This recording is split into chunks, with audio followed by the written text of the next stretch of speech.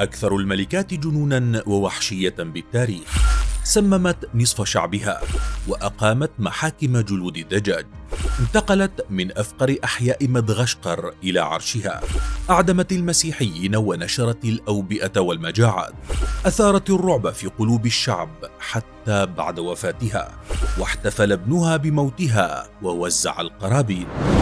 رانا فالون، ملكة مدغشقر الدموية حتى في وفاتها. الطريق إلى العرش.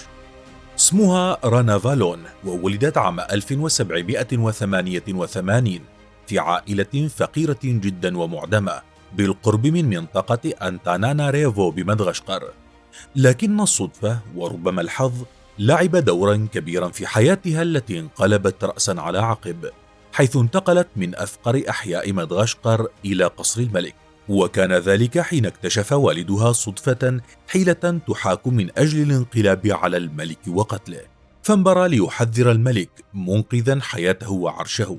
لذلك قرر الملك مكافأة هذا الرجل وأسرته، وكانت مكافأته غريبة، لم تقتصر على العطاء والمال، حيث قرر الملك تبني رانا فالون ابنة الرجل الفقير التي تربت في حضنه وبين جدران قصره وفي كنف عائلته.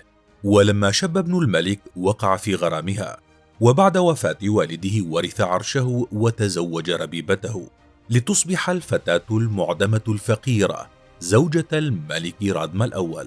لكنها لم تكن زوجته الوحيدة، إذ تزوج رادما 12 زوجة كانت هي إحداهن. زواج تعيس.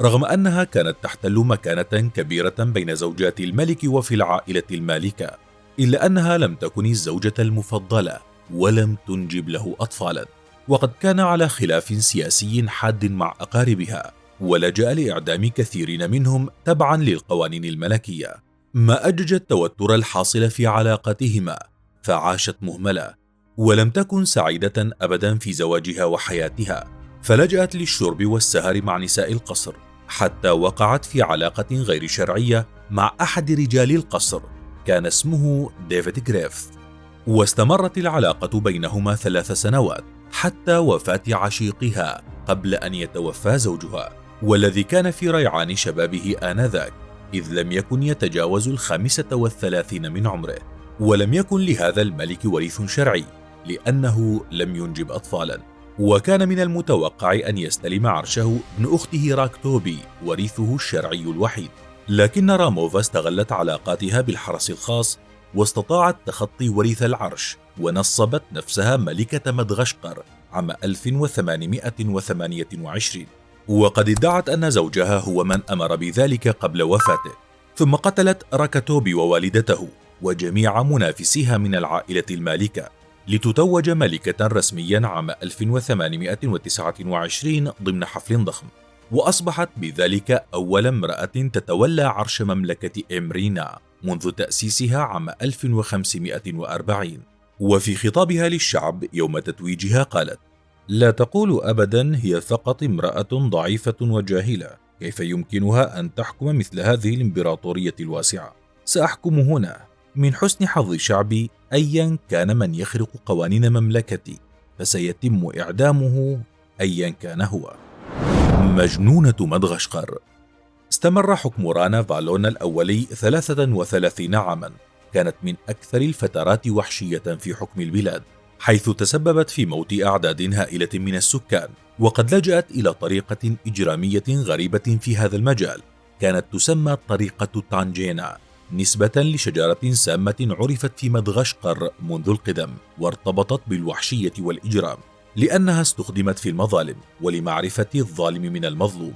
وقد استخدمت رانا فالون هذه الطريقة في محاكمها للتأكد من ولاء شعبها، إذ كانت تجبر المتهم منهم على أن يتناول السم الذي تستخرجه من بذور تلك الشجرة لتحديد ما إذا كان بريئا أو مذنبا، فكانت تضع السم على 3 قطع من جلود الدجاج وتعطيها للمتهم، فإذا تقيأ الدجاج ونجا يعد بريئا، أما إذا مات فهو مذنب. وقد تسبب هذا الاختبار الذي أطلق عليه اسم محاكم الدجاج في موت 3000 شخص سنويا، وكانت الأعداد ترتفع في كل عام، حتى قدر البعض أن أكثر من نصف الشعب ماتوا باختبار التانجينا.